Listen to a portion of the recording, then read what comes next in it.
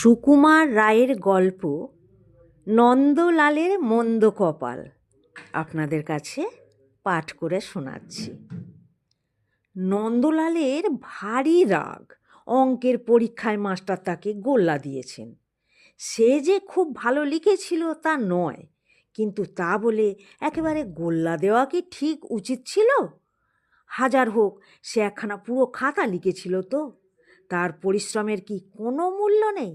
ওই যে ত্রৈরাশিকের অঙ্কটা, সেটা তো প্রায় ঠিক হয়ে এসেছিল, কেবল একটুখানি হিসেবের ভুল হওয়াতে উত্তরটা ঠিক মেলেনি। আর ওই যে একটা ডেসিমেলের অঙ্ক ছিল, সেটাতে গুণ করতে গিয়ে সে ভাগ করে বসেছিল, তাই বলে কি একটা নম্বর দিতে নেই? আরও অন্যায়। এই যে এই কথাটা মাস্টারমশাই ক্লাসের ছেলেদের কাছে ফাঁস করে ফেলেছেন। কেন?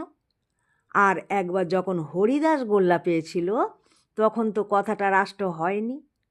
সে যে ইতিহাসে 100-র মধ্যে 25 পেয়েছে, সেটা বুঝি কিছুই নয়? খালি অঙ্ক ভালো পারেনি বলে তাকে লজ্জা পেতে হবে?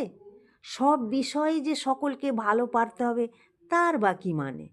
স্বয়ং নেপোলিয়ান, যে ছেলেবেলায় ব্যাকরণে একেবারে আনাড়ি ছিলেন, সেবেলা কি?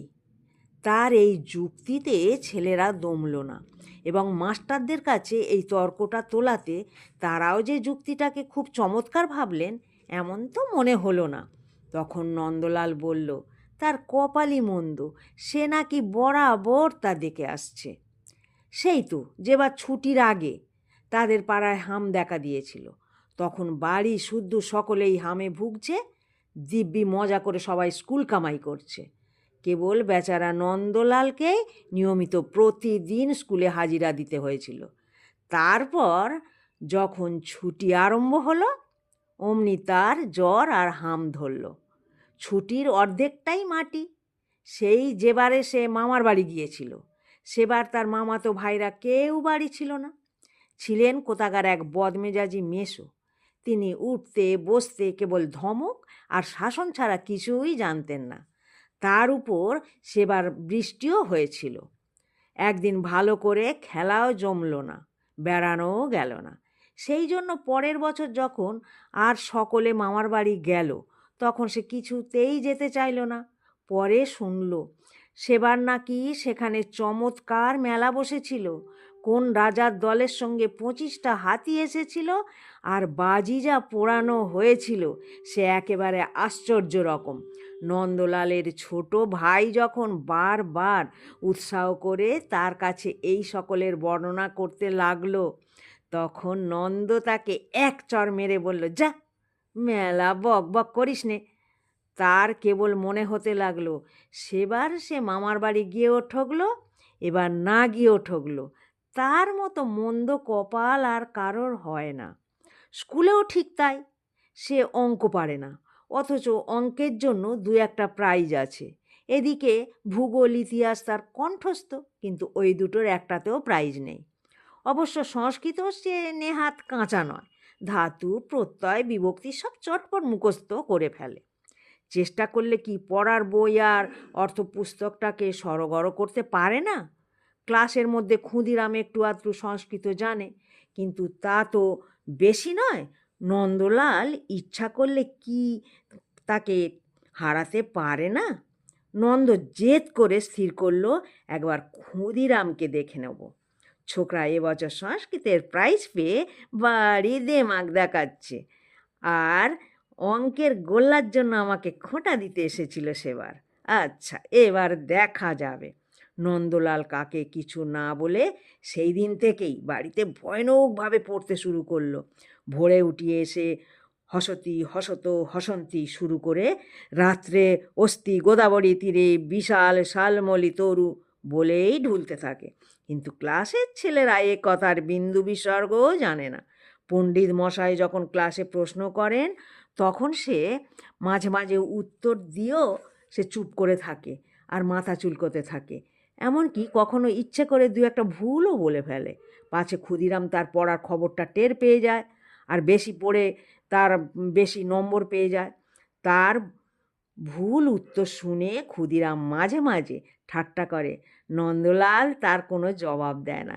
কেবল ক্ষুদিরাম নিজে যখন একটা ভুল করে তখন সে মুচকি মুচকি হাসে আর ভাবে, পরীক্ষার সময় অমনি ভুল করলেই এবার ওকে সংস্কৃতে প্রাইজ পেতে হবে না। ওদিকে ইতিহাসের ক্লাসে নন্দলালের প্রতিপত্তি কমতে থাকে, কারণ ইতিহাস আর ভূগোল নাকি এরকম একটা বিষয় যা সে না শিখলেও পাশ করা যায়। তার জন্য নন্দর কোনো ভাবনা নেই। তার সমস্ত মনটা রয়েছে সংস্কৃত পড়ার ওপর, অর্থাৎ সংস্কৃত প্রাইজটার ওপর। একদিন মাস্টারমশাই বললেন, কী হে নন্দলাল, আজকাল বুঝি বাড়িতে কিছু পড়াশুনো করো না? সব বিষয়ে যে তোমার এমন দুর্দশা হচ্ছে তার অর্থ কী? নন্দ আর একটু হলেই বলে ফেলতো, আগে সংস্কৃত পড়ি, কিন্তু কথাটাকে হঠাৎ সামলে আগে সংস্কৃত না, সংস্কৃত নয় বলেই সে থতমত খেয়ে গেল। ক্ষুদিরাম তাড়াতাড়ি বলে উঠল, কই সংস্কৃতও তো কিছু পারে না। শুনে ক্লাস সদ্য ছেলে হাসতে লাগলো। নন্দ একটু অপ্রস্তুত হলো বটে, কিন্তু সেই সঙ্গে হাঁপ ছেড়ে বাঁচল। ভাগ্যিস তার সংস্কৃত পড়ার কথাটা ফাঁস হয়ে যায়নি। দেখতে দেখতে বছর কেটে আসলো। পরীক্ষার সময় প্রায় উপস্থিত। সকলে পড়ার কথা, পরীক্ষার কথা আর প্রাইজের কথা বলা বলি করছে। এমন সময় একজন জিজ্ঞাসা করলো, কি হ্যাঁ নন্দ, এবার কোন প্রাইজটা নিচ্ছ?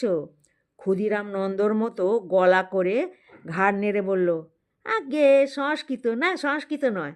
সকলে হাসলো। নন্দ খুব উৎসাহ করে সেই হাসিতে যোগ দিল।